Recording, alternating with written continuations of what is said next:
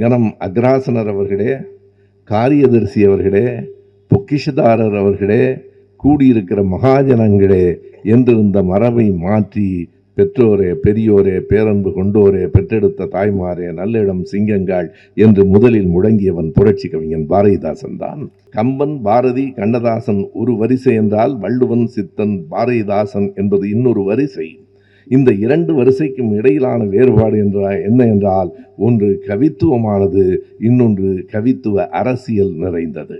ஆடு மாடுகளை மேய்த்து கொண்டு உள்ளே வந்தவர்கள் நம்மை பார்த்து சொன்னார்கள், உங்களுக்கெல்லாம் படிப்பு வராது, நீ மாடு மேய்க்கத்தான் லாயக்கு. மாடு மேய்த்து கொண்டு வந்தவர்கள் நம்மை பார்த்து சொன்னார்கள், நீங்கள் மாடு மேய்க்கத்தான் லாயக்கு. மறுபடியும் சொல்லுகிறார்கள், படிக்காதீர்கள், மாடு மேய்த்தால் போதும் என்று. நம்முடைய இளைய பிள்ளைகள் வேறு திசைகளில் ஓடிக்கொண்டிருக்கிறார்களே என்று வருத்தப்பட்டால் அதற்கு ஒரு பெரிய காரணம் இருக்கிறது. அவர்களை வலி உணராதவர்களாக நாம் வளர்த்தோம். அவர்களுக்கு வலி தெரியவில்லை. தமிழன் 2000 ஆண்டுகளுக்கு முன்னால் பூட்ஸ் அணிந்திருந்தான் என்பதே வியப்பாக இருக்கிறது. நாம் கருதுகிறோம் ஆங்கிலேயர்களை பார்த்துத்தான் நாம் கோட், சூட், பூட் எல்லாம் அணிந்தோம் என்கிறோம்.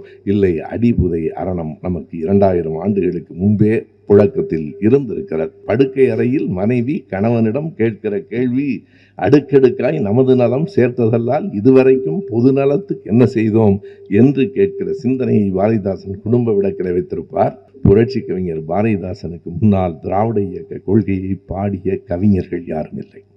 அவன்தான் முதல் கவிஞன். பொதுவாக பாடல்களுக்குத்தான் உரை எழுதுவார்கள். ஆனால் பெரியாரின் உரைக்கெல்லாம் பாட்டெழுதியவன் பாரதிதாசன். கூடியிருக்கிற அருமை நண்பர்களே, உங்கள் அனைவருக்கும் என் அன்பு வணக்கம்.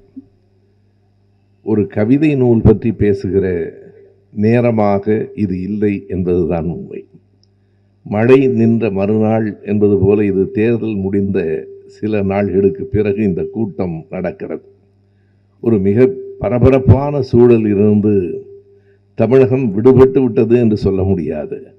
அடுத்த கட்டத்தை எதிர்நோக்கி இருக்கிற ஒரு தருணத்தில் கொஞ்சம் இடைப்பாறுதலாக ஒரு கவிதை நூல் வெளியீட்டு விழாவிற்கு என்னிடத்திலே தோழர் ஜிந்தா அவர்கள் தேதி வாங்கினார்கள். இன்றைக்கு இந்த நிகழ்வு, அதாவது சந்துருவினுடைய இந்த கவிதை புத்தகம் புரட்சி கவிஞர் பாரதிதாசன் பிறந்த நாளில் வெளியிடப்படுவது என்பது ஒரு தற்செயலான ஒருங்கிணைவாக இருக்கலாம். ஆனால் அதற்குள் ஓர் ஆழ்ந்த பொருளும் இருக்கிறது என்பதை அந்த கவிதை புத்தகத்தை படித்து முடித்த அந்த நிமிடத்தில் நான் உணர்ந்தேன். மழை நின்ற மறுநாள் என்கிற தலைப்பே கவித்துவமானது. சரியாக சொன்னால் அது ஒரு காட்சி, அது ஒரு அனுபவம். மழை நின்ற மறுநாள் எப்படி இருக்கும் என்பதை இளங்கோ அவர்கள் பேசுகிற போது சொன்னார், எல்லோருக்கும் ஒரே மாதிரி இருக்காது. மழை நின்ற மறுநாள் பலருடைய ஏழை வீடுகளில் உள்ளே இருக்கிற தண்ணீரை வெளியேற்றுவதாக இருக்கும். மிக பெரும் பணக்காரர்களுக்கு மழை நின்ற மறுநாளின் அனுபவம் இன்னொரு மாதிரியாக இருக்கும். ஒவ்வொருவருக்கும் இந்த மழை நின்ற மறுநாள் என்பது ஒரு புதிய அனுபவத்தை, புதிய காட்சியை தருகிற நாளாக இருக்கும். நான் இந்த நூல் வெளியீட்டு விழாவினுடைய அறிவிப்பை என்னுடைய சமூக வலைத்தளத்தில் பகிர்ந்தபோது ஒரு பேராசிரியர் உடனடியாக விடை அனுப்பினார், இந்த தலைப்பு எனக்கு பிடித்திருக்கிறது, மிகவும் பிடித்திருக்கிறது என்று. நான் விடை சொன்னேன், எனக்கும் பிடித்திருக்கிறது. ஒரு கவிதைக்கான அழகான தலைப்பு. இந்த தலைப்பில் இங்கே கூடியிருக்கிறவர்கள் எல்லோரும் ஒரே கருத்துடையவர்களா, ஒரே சிந்தனையாளர்களா என்று சொல்ல முடியாது. எப்போதுமே கவிதை என்பது எல்லோரையும் அரவணைத்து கொள்ளும். நான் குறிப்பாக இந்த முதுமையிலும் வயதிலும் இந்த கூட்டத்திற்கு வர வேண்டும் என்று வந்திருக்கிற ஐயா சின்னராசு அவர்களுக்கு முதலில் என்னுடைய வணக்கத்தையும் தெரிவித்துக் கொள்கிறேன். அது ஒரு ஆர்வம். ஏறத்தாழ 70 ஆண்டுகளுக்கு முன்னால் அவர் இளைஞராக இருந்து கூட்டங்களை நடத்திய காலங்கள் உண்டு. இன்றைக்கு இந்த கூட்டத்திற்கு வர வேண்டும் என்கிற தேவையில்லை. இதுவும் ஒரு அனுபவம் அல்லது ஒரு பழக்கம். எனவே வந்திருக்கிற உங்கள் எல்லோருக்கும் எதற்காக புரட்சி கவிஞர் பிறந்த நாளில் இந்த நூல் வெளியிடப்படுவதில் ஒரு பொருத்தம் இருக்கிறது என்றால் ஒன்றை எண்ணி பாருங்கள். அன்றைக்கு மேடைகள், புரட்சி கவிஞருக்கு முன்னால் மேடைகள் எப்படி இருந்தன, எப்படி வந்திருந்தவர்கள் அழைக்கப்பட்டார்கள். கனம் அக்ராசனர் அவர்களே, காரியதரிசி அவர்களே, பொக்கிஷதாரர் அவர்களே, கூடியிருக்கிற மகாஜனங்களே என்றிருந்த மரபை மாற்றி பெற்றோரே, பெரியோரே, பேரன்பு கொண்டோரே, பெற்றெடுத்த தாய்மாரே, நல்லிடம் சிங்கங்கள் என்று முதலில் முழங்கியவன் புரட்சி கவிஞன் பாரதிதாசன் தான். ஒரு மொழி நடை மாற்றப்பட்டது. வெறும் மொழி நடை அல்ல, மாற்றப்பட்டது வெறும் மொழி நடை அல்ல. சமஸ்கிருத சொற்களிலிருந்து தமிழ் சொற்கள் மட்டுமில்லை, மாற்றப்பட்டதில் ஒரு அரசியல் உள்ளே இருக்கிறது.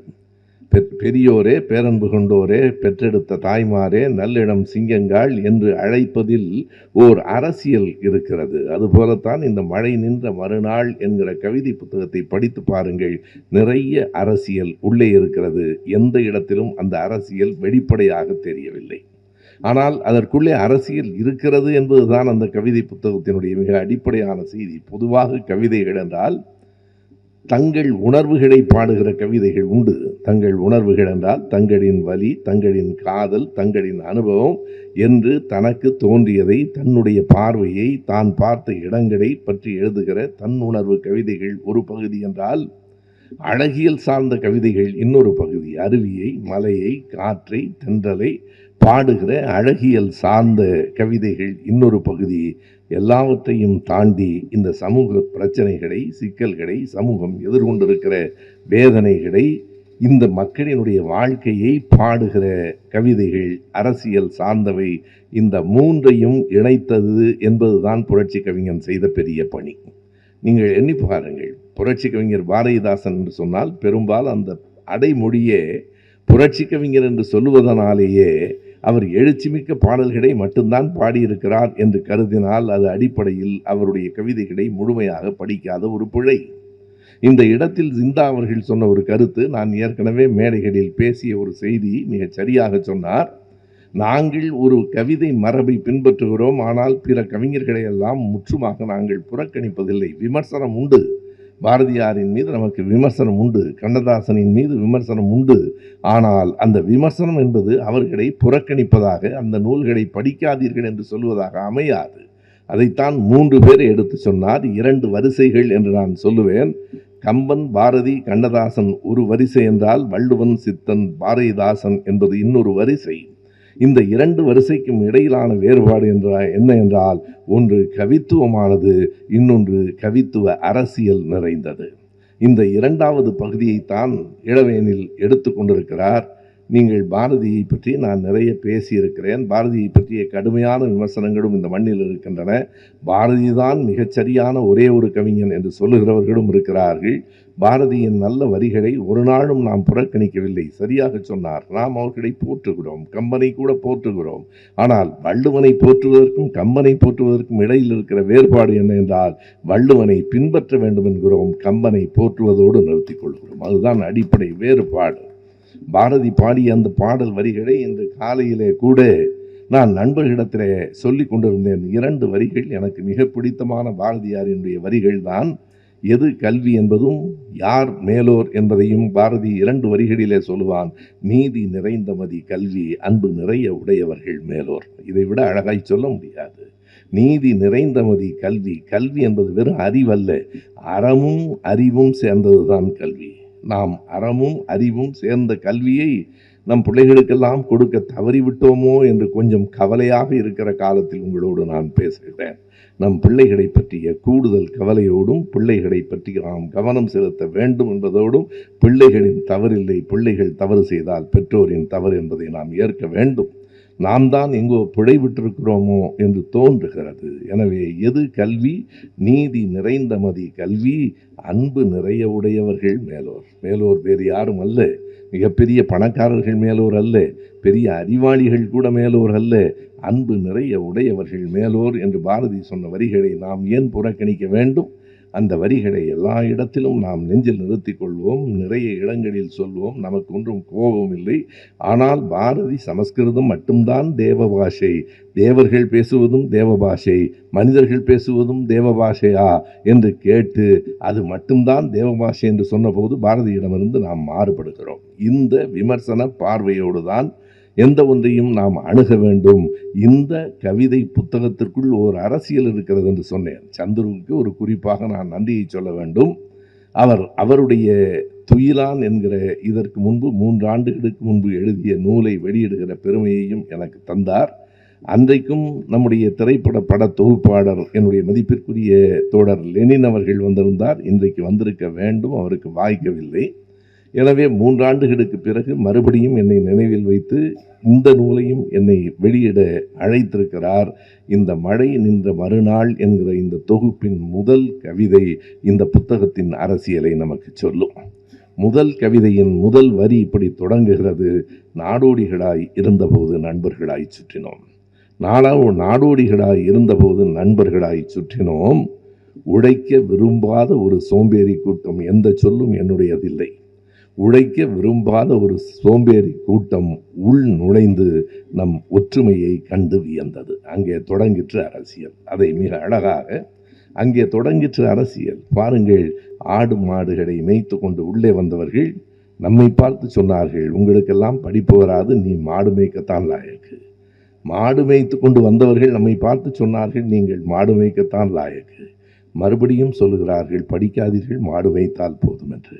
எனவே மீண்டும் அதே குரல் வேறு விதமாக கேட்கிறது. அதே குரல் தான். அவர்கள்தான் உழைக்க விரும்பாத சோம்பேறி கூட்டம். கேட்டால், நீங்கள் ஆடு மாடுகள் மேய்க்காமல் எப்படி பால் அருந்துவீர்கள்? விவசாயிகளை இழிவுபடுத்துகிறீர்கள். இல்லை, நாங்கள் ஒரு நாளும் விவசாயத்தை, ஆடு மாடு மேய்ப்பதை, எந்த தொழிலையும் இழிவுபடுத்தவில்லை. இந்த புத்தகம் தொடங்குகிற போதும் இந்த புத்தகத்தினுடைய தலைப்பு என்ன தெரியுமா? சேரி, பானை, செருப்பு என்று தொடங்குகிறது. சேரிதான் முதல் கவிதை.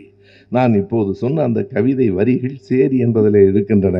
அவர் யாரை பற்றியெல்லாம் பாடியிருக்கிறார்? தமிழ் மணவாளன் மிகச் சரியாக சொன்னதைப் போல ஆட்டோ ஓட்டுநர்களை பற்றி, தெரு கூட்டுகிறவர்களை பற்றி, ஒரு பெட்டிக்கடை வைத்திருக்கிற பாய் பற்றி, ஒரு அங்கன்வாடி ஆயா பற்றி, ஒரு பெட்ரோல் பங்கில் பெட்ரோல் போடுகிற ஒரு பெண்ணை பற்றி என்று அவர் பாடியிருக்கிற அந்த பாடல்களை அவர் யாருடைய தோழன் என்பதை நமக்கு அடையாளம் காட்டுகிறது. அவர் யாருக்காக பாடியிருக்கிறார் என்பதை காட்டுகிறது. ஒரு பெட்ரோல் பங்கில் ஒரு பெண் பெட்ரோல் போடுகிறாள். அதை அவர் பார்த்திருக்கிற பார்வை இருக்கிறதே, பெற்றோரின் மீது கொண்ட பாசத்தினால் பெட்ரோல் வாசனையை தாங்கிக் கொண்டு கனவை மறந்து கொண்டிருக்கிறாள் அந்த பெண். பெட்ரோல் வாசனை என்பது எந்த தொழிலிலும் இருக்கிறது. ஐயா பெரியார் சொல்லுவார், மூட்டை தூக்குவதை நான் இடிவாக கருதவில்லை, வேண்டுமானால் சுமையாக கருதுகிறேன். என்னால் முடியாமல் போகலாமே தவிர இழிவாக கருதவில்லை. எந்த தொழிலும் நமக்கு இழிவில்லை, ஆடு மாடு மேய்ப்பதும் இழிவில்லை. ஆனால் நவீன அறிவியல் வளர்ச்சியை நீங்கள் பழமையான தொழில்களுக்கும் மரபுகளுக்கும் எதிராக நிறுத்துவது ஒரு மிகப்பெரிய சூழ்ச்சி. நவீன அறிவியல் வளர்ச்சியை புறந்தள்ளி விடுங்கள் என்று சொல்லுவது, மரபுகளை மட்டுமே வைத்துக் கொண்டிருக்க வேண்டும் என்று சொல்லுவது ஒரு விதமான சூழ்ச்சி என்பதற்காக சொல்லுகிறேன். அப்படித்தான் தொடங்குகிறது.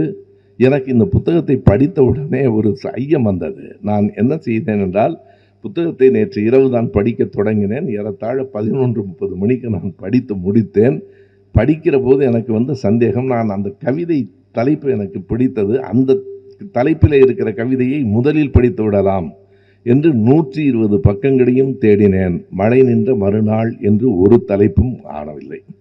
உடனே நம்முடைய தோழர் இளவேனிலுக்கு தொலைபேசி செய்து சந்துருவினுடைய தொலைபேசி எண்ணை வாங்கி சந்துருவிடத்தில் கேட்டேன், மழை நின்ற மறுநாள் என்கிற தலைப்பு மிக நன்றாக இருக்கிறது, ஆனால் நீங்கள் அந்த தலைப்பில் ஒரு கவிதை கூட எழுதவில்லையே என்று கேட்டேன். ஐயா, இருக்கிறது, தலைப்பாக இல்லை கவிதையாக இருக்கிறது என்றார். இருக்கிறது, 75வது பக்கத்தில் 3 வரிகள் இருக்கின்றன, அதில் கூட தலைப்பு இல்லை. மழை நின்ற மறுநாள். இங்கே பேசுகிற போது எடுத்து சொன்னார்கள், மழை நின்ற மறுநாள் வெயிலும் தன்னை தானே காய வைத்து கொண்டது என்பது அந்த கவிதை. இதில் ஒரு அழகான கற்பனை இருக்கிறது. நான் அந்த கற்பனைகளுக்கு உள்ளே பிறகு வருகிறேன். இந்த புத்தகத்தில் இருக்கிற அரசியல் மிக நுட்பமாக சொல்லப்பட்டிருக்கிறது, வெளிப்படையாக இல்லை. ஒருவன் சொன்னான், கவிதைகளில் இலக்கியங்களில் கொள்கை அரசியல் இருக்கக்கூடாது என்பதில்லை, ஆனால் அது பூவின் வாசமாக இருக்க வேண்டுமே தவிர பூண்டின் நெடியாக இருக்கக்கூடாது என்று ஒருவன் எழுதினான். சந்துரு, உங்கள் புத்தகம் பூவின் வாசமாக இருக்கிறது.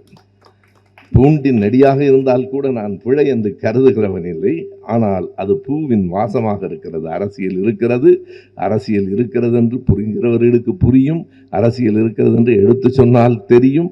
மற்றபடி அது பொதுவான கவிதையாக மட்டுமே இருக்கிறது. பல செய்திகள், அடிபுதை அரணம் என்பதை தமிழ் மணவாளன் சொன்னார்.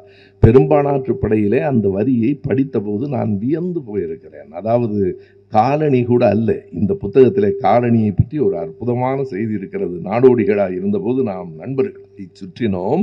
பிறகு இந்த கூட்டம் உள்ளே நுழைந்தது. என்ன செய்தார்கள்? கால் அணிகளால் நம் நெஞ்சை மிதித்து நம்மை காலணிவாசி ஆக்கிவிட்டார்கள். 2 காலணிக்கு இருக்கிற வேறுபாடு பாருங்கள்.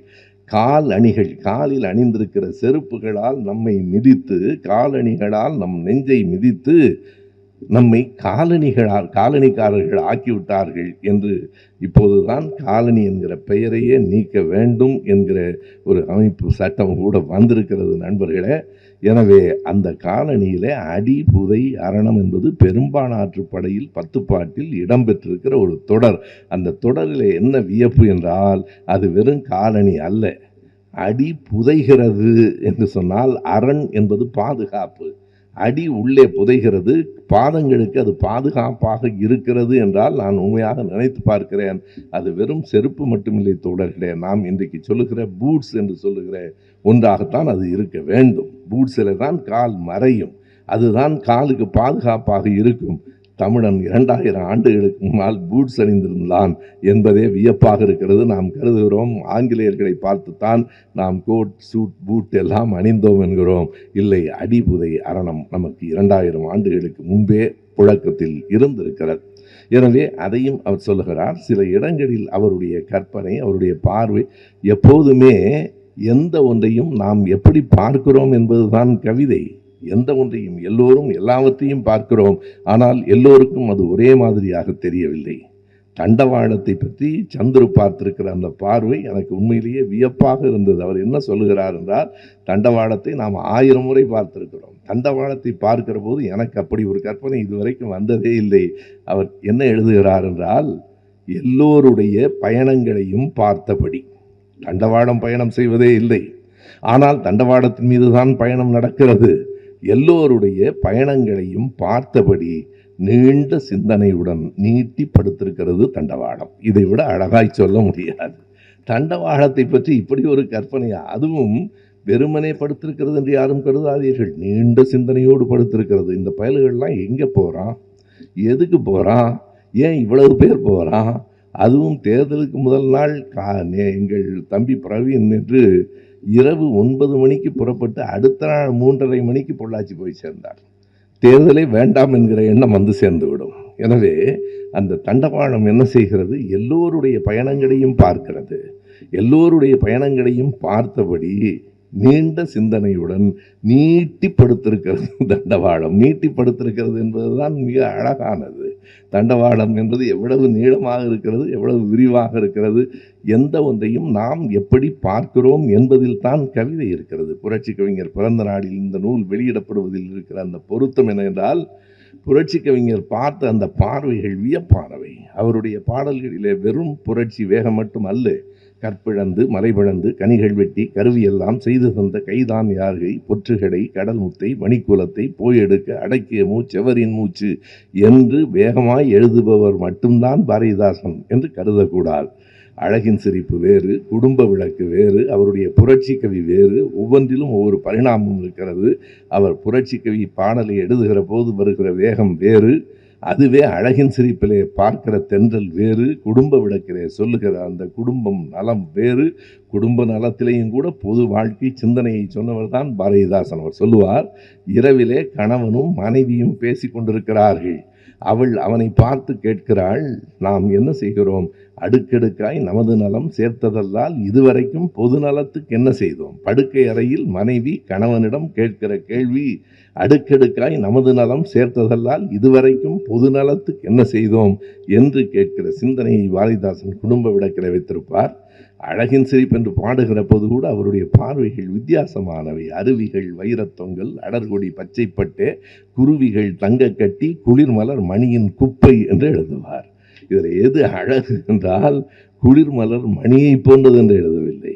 அருவிகள் வைரத்தொங்கல், அதை கற்பனை செய்து பாருங்கள். அந்த அருவிகள் காதிலே மாட்டி இருக்கிற வைரத்தொங்கலை போல இருக்கிறது.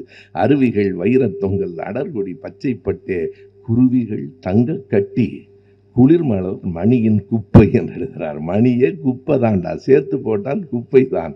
அது மலர்கள் கூட மணிகளின் குப்பையாக இருக்கிறது என்று பார்த்த பார்வை இதை விட நம்முடைய அரசியலை எப்படி பாரதிதாசன் அழகின் சிரிப்பை பற்றி பாடுகிற போதும் பாடினார் என்பதற்கு ஒரு இடத்தை சொல்ல வேண்டுமென்றால் அவர் சொல்லுவார், வானம் என்று ஒரு கவிதை இருக்கிறது அழகின் சிரிப்பு புத்தகத்திலே. கடல், காற்று, வானம் என்று பல்வேறு தலைப்புகளிலே கவிதைகள் இருக்கின்றன. வானத்தை பற்றி எழுதுகிற போது அவர் பார்த்த அந்த பார்வை உண்மையிலேயே நமக்கு வியப்பாக இருக்கிறது. இப்படி ஒன்றை பார்க்க முடியுமா என்று பாரதிதாசன் எழுதுவார். மண் மீதில் உழைப்போரெல்லாம் வரியராம். எதை கவனிக்க வேண்டும்? இந்த கவிதை வரிகளிலே அழகு இருக்கிறது, சொல்லப்பட்ட விதத்திலே புதுமை இருக்கிறது என்பதை தாண்டி இதற்குள்ளே நம்முடைய அரசியல் இருக்கிறது என்பதுதான் முதன்மையானது. அவர் சொல்லுவார், மண் மீதில் உழைப்போரெல்லாம் வரியராம், இது உரிமை கேட்டால் புன்மீதில் அம்பு பாய்ச்சும் புலையர் செல்வராம். உழைக்கிறவனெல்லாம் ஏழையாக இருக்கிறான், ஏழையாக இருக்கிறவனெல்லாம் உழைப்பாளியாக இருக்கிறானே. நான் ஒரு கல்லூரியில் ஆசிரியராக இருந்தபோது இந்த தமிழ் கட்டுரை வகுப்புகளுக்கு செல்லுகிற நேரத்தில் அந்த கட்டுரைக்கு ஒரு தலைப்பு கொடுக்க வேண்டும். பொதுவாக திரும்ப திரும்ப தமிழ் மனப்பாடனுக்கும் அந்த அனுபவம் இருக்கலாம். எப்போதும் கொடுக்கிற ஒரு தலைப்பு உண்டு, ஒரு பழைய தலைப்பு, உழைப்பே உயர்வு தரும். உழைப்பே உயர்வு தரும். ஆனால் என்றைக்காவது உழைக்கிறவனுக்கு உழைப்பு உயர்வு தந்திருக்கிறதா? நான் அதில் ஒரு கேள்வியை சேர்த்து சொல்லுவேன். உழைப்பே உயர்வு தரும் யாருக்கு என்று கேட்பேன். இவன் உழைப்பு வேறு யாருக்கோ உயர்வு தருகிறது. உழைப்பே உயர்வு தரும் என்று சொல்கிறோம். இல்லை, மண்மீதில் உழைப்போரெல்லாம் வரியராம், உரிமை கேட்டால் புன்மீது அம்பு பாய்ச்சும் புலையர் செல்வராம், இதை தன் கண்மீதில் பகலிலெல்லாம் கண்டு கண்டு அந்திக்கு பின் விண்மீனாய் கொப்பளித்த விரிவானம் பாராய் தம்பி என்று எழுதியதுதான் பாரதிதாசன். விண்மீன்களை கொப்பளங்களாக பார்த்த பார்வை இருக்கிறது பாருங்கள். அந்த விண்மீனாய் கொப்பளித்த விரிவானம் பாராய் தம்பி. சித்திர சோலைகளை பாட்டு நமக்கு தெரியும் தானே. சித்திர சோலைகளை பார்த்து, அழகை பார்த்து, மலர்களை பார்த்து மட்டும் பாரதிதாசன் பாடவில்லை. சித்திர சோலைகளே உண்மை நன்கு திருத்த இப்பாரினிலே தினம் எத்தனை தோழர்கள் ரத்தம் சொரிந்தனரோ உங்கள் வேரினிலே என்று கேட்கிற இடத்திலே தான் அவன் பாரதிதாசன். வெறும் சித்திரச்சோலைகளை ரசித்து போவதற்கு நமக்கு புரட்சி கவிஞன் தேவையில்லை. அப்படித்தான் ஒவ்வொரு இடத்திலும் ஒரு இரவு என்பது பூட்டி கிடக்கிற அறைக்குள் பெரிய ஒலியை எழுப்புகிறது ஆழ்ந்த மௌனம் என்று சந்துரு எழுதுகிறார். மௌனம் கூட மிகப்பெரிய ஒலியை எழுப்பும். இரவு பற்றி எழுதிய அந்த கவிதை எனக்கு அடடா இப்படியும் சிந்திக்க முடியுமா என்கிற எண்ணத்தை உருவாக்கிட்டு சந்துரு எழுதியிருக்கிறார். இரவு என்றால் நாம் என்ன கருதுகிறோம்? ஆனால் சந்துரு அதை எப்படி சொல்லுகிறார் என்றால், இரவு வருத்தப்படுகிறதாம். எதற்கு? தன்னை சாதகமாக்கி கொண்டு. இருட்டில் தான் பல பிழைகள் நடக்கின்றன. திருட்டு இருட்டில் தான் நடக்கிறது. வன்புணர்வுகள் இருட்டில் தான் நடக்கின்றன. வன்முறைகள் கூட இருட்டில் தான் நடக்கின்றன. பல குடிசைகளுக்கு நெருப்பு வைக்கிறவன் இரவிலே வந்துதான் வைக்கிறான். தன்னை சாதகமாக்கி கொண்டு, இரவு சொல்லுகிறது, தன்னை சாதகமாக்கி கொண்டு நடக்கும் வன்முறைகளையும் வன்புணர்வுகளையும் எண்ணி எண்ணி இரவு வருந்தி விடியலில் இறந்து போகிறது எழுதினார். பொழுது விடுகிற போது இரவு செத்து போகிறது. பொழுது விடுகிறது என்றால் இரவு முடிந்து போகிறது என்று பொருள். இரவு முடியாமல் பொழுது விடியாது. பொழுது விடிந்தபின் இரவு இருக்காது. ஆனால் இந்த இயற்கையின் இயல்பான ஒன்றை கூட அவர் எப்படி எழுதுகிறார்? ஏன் அது நேர்ந்தது? இரவு மறைந்தது என்று எழுதவில்லை. இரவு இறந்து போய்விட்டது, செத்து போனது. எதனால் செத்து போயிற்று? அதற்கு ஒரு வருத்தம் இருக்கிறது. தன்னை சாதகமாக்கி கொண்டு இந்த நாட்டில் இவ்வளவு வன்முறை நடக்கிறதே, தன்னை சாதகமாக்கி கொண்டு இவ்வளவு வன்புணர்வு நடக்கிறதே என்று நினைந்து நொந்து விடியலில் இரவு இறந்து போனது என்று எழுதுகிற அந்த எழுத்தில் கவிதையும் இருக்கிறது, அரசியலும் இருக்கிறது. அதுதான் அதற்குள்ளே இருக்கிற அழகு. கவிதையும் இருக்கிறது, அரசியலும் இருக்கிறது. அவருடைய கவிதைகளை பல இடங்களிலும் நீங்கள் தொட்டு பார்த்தால், நான் சொன்னேன், ஆட்டோக்காரனை பற்றி சொன்னார்கள். ஆட்டோ ஓட்டுநர் மட்டும் இல்லை, அதைத்தான் அவர் சொல்லுகிறார். அவர் இல்லை, நான் ஆட்டோ ஓட்டுநரை எப்படி பார்க்கிறேன்? பள்ளி கட்டணம் கட்ட முடியாத தந்தையாய் பார்க்கிறேன். ஆட்டோ ஓட்டுநரை எப்படி பார்க்கிறேன்? அடமானம் வைத்த நகையை தன் மனைவிக்கு மீட்டு கொடுக்க முடியாத கணவனாய் பார்க்கிறேன். ஒரு ஆட்டோ ஓட்டுநரை இப்படி பார்ப்பது. நேற்றைக்கு இரவு நானும் என் மனைவியும் ஒரு அரை மணி நேரம், இன்னும் முழுமையாக பார்த்து முடிக்கவில்லை, கொஞ்ச நேரம் பார்க்கலாமா என்று ஒரு திரைப்படம், மெட்ராஸ் மேட்னி என்று ஒரு படம் பார்த்தோம். அந்த மெட்ராஸ் மேட்னி படத்தில் தொடக்கத்திலேயே ஒரு காட்சி வருகிறது. நண்பர் சத்யராஜ் அவர்கள் தான் நடித்திருக்கிறார். அவருடைய இயல்பான நடிப்பு. அவரை பார்த்து ஒரு பெண் கேட்பாள், எப்போது பார்த்தாலும் மேலை நாட்டு எழுத்தாளர்கள் அவர்களை பற்றி பேசி கொண்டிருக்கிறீர்களே, நம் மனிதர்களை, சாதாரண மனிதர்களை பற்றி எழுதக்கூடாதா? திரும்ப கேட்பார், ஓ காமன் மேன், ஆமாம், அந்த காமன் மேன், சாதாரண மனிதனை பற்றி எழுதுங்கள். காமன் மேன் யாரை பற்றி எழுதலாம்?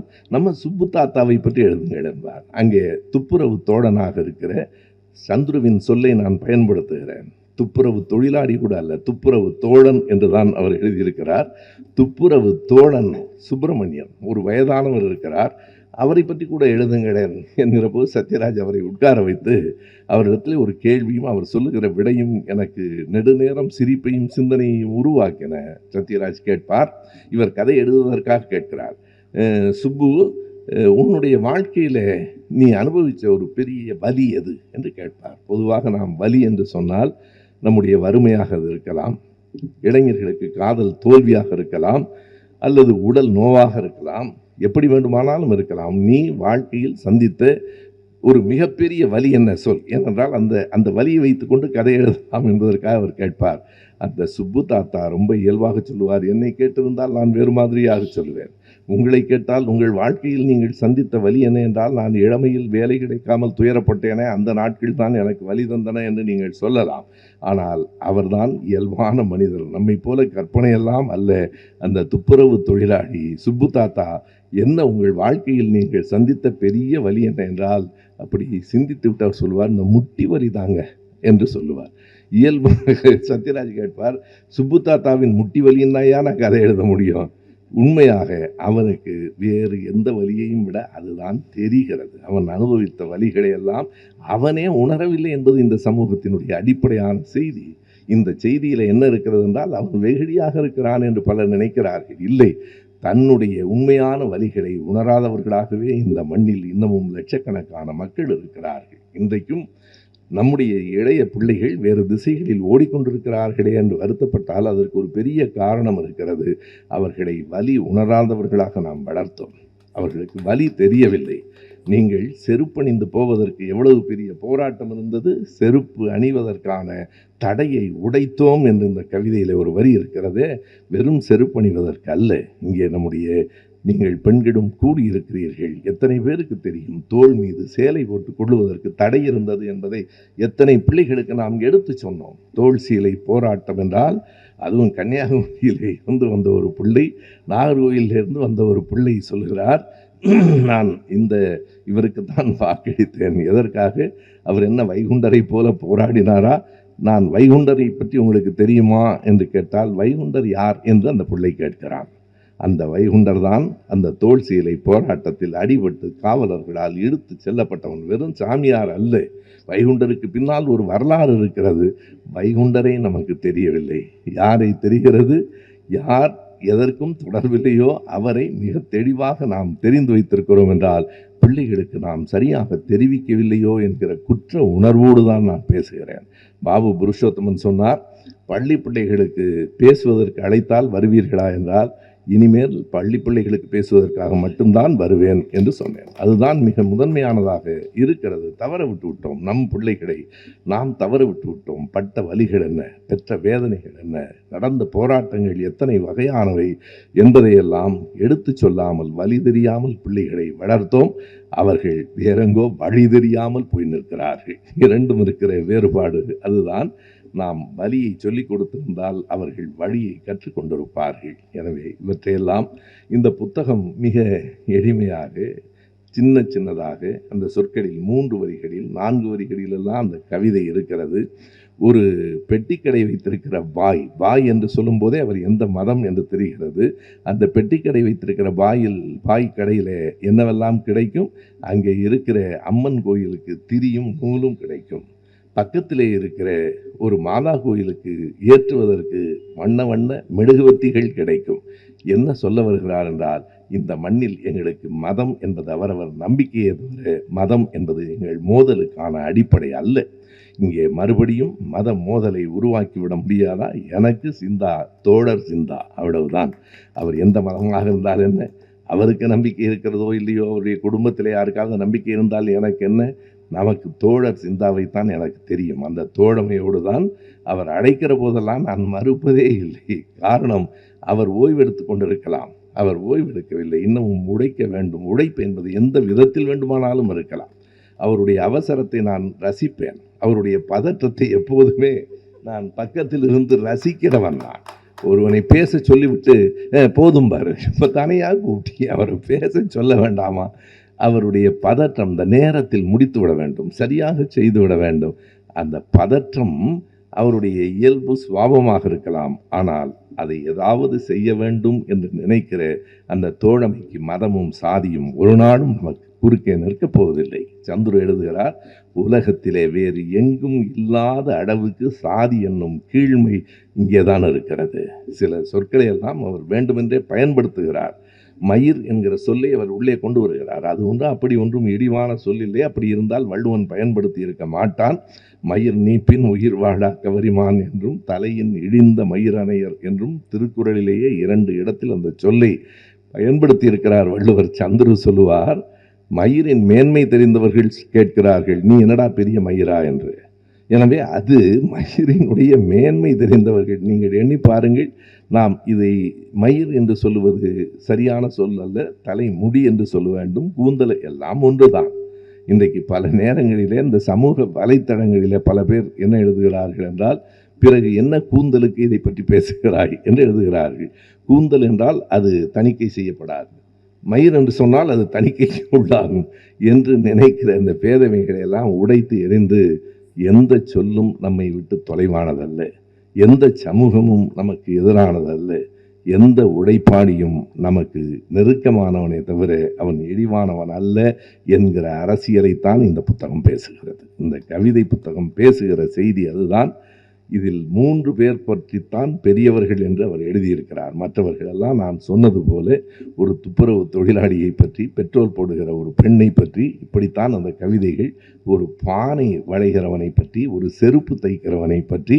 எனவே இந்த கவிதைகளிலே இதிலிருந்து வேறுபட்டு ஒரு இடம் இருக்கிறது என்றால் 3 தலைவர்களை பற்றி எழுதியிருக்கிறார்.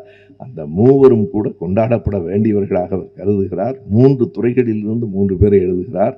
ஒருவர் அம்பேத்கர், இன்னொன்று அப்துல் கலாம், 3வது நல்ல கண்ணு. இந்த புத்தகமே யாருக்கு காணிக்கை என்று சொல்லப்பட்டிருக்கிறது என்றால், சிறையில் இருக்கிற போது மீசை மயிர்களை பிடுங்கி எறிந்தார்களே, அந்த வேதனையை பொறுத்து கொண்ட எங்கள் தோழர் நல்ல கண்ணுவுக்கு என்று எழுதுகிறார். நல்ல கண்ணு வாழும் காலத்தில் அவரை தேர்தலில் தோற்கடித்த பெருமை நமக்குத்தான் உண்டு. தோழர் நல்லகண்ணு அவர்கள் இறந்தபோது பேசினோமே தவிர, நல்லகண்ணு அவர்கள் 2 முறை என்று கருதுகிறேன், 2 முறையும் தேர்தலில் வெற்றி பெறவில்லை. இந்த நாட்டில் மக்களிடம் நல்லகண்ணு வெற்றி பெற முடியாது, வேறு யாரெல்லாம் வெற்றி பெறுவார்கள் என்பதை நாம் பார்க்கிறோம். எனவே பிள்ளைகள் எந்த திசை நோக்கி ஓடுகிறார்கள் என்கிற கவலையும் எனக்கு இந்த புத்தகம் படித்த போது வந்தது.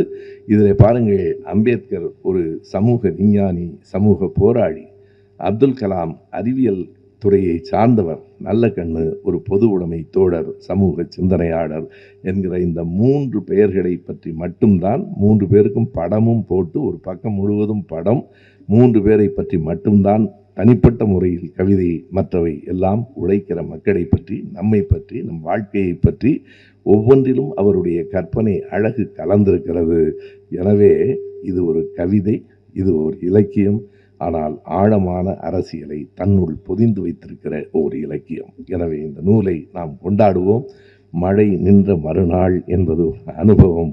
வாழ்வில் மாற்றங்கள் வந்து கொண்டே இருக்கும். ஒரு மாற்றம் என்பது எப்படி நம்மை பாதிக்கிறது, நாம் அதனை எப்படி பார்க்கிறோம் என்பதையெல்லாம் சொல்லித் தருகிற சின்ன சின்ன வரிகள், 2-3 வரிகளில் பல கவிதைகள் இருக்கின்றன. காதலை பற்றி காதல் மழை என்றும் ஒரு கவிதை இருக்கிறது. காதல் தோல்வியை பற்றியும் மிக அழகாக ஒரு கவிதை சொல்லுகிறது.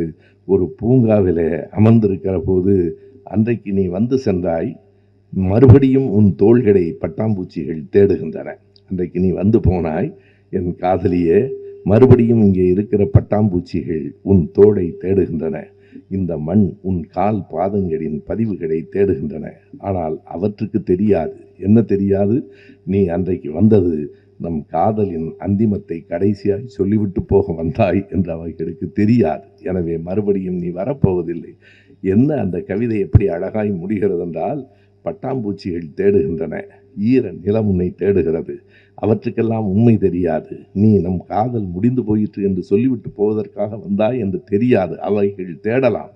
ஆனால் அவை தெரிந்த நானும் தேடிக்கொண்டே இருக்கிறேனே, இதே சிவப்பு திண்ணையில் உட்கார்ந்து உன்னை நினைத்து கொண்டே இருக்கிறேனே, இது என்ன என்கிற அந்த கேள்விதான் வாழ்வில் புரியாத செய்திகளில் ஒன்றாக எப்போதும் இருக்கிறது. எனவே காதல் இருக்கிறது, வேகம் இருக்கிறது, கோபம் இருக்கிறது.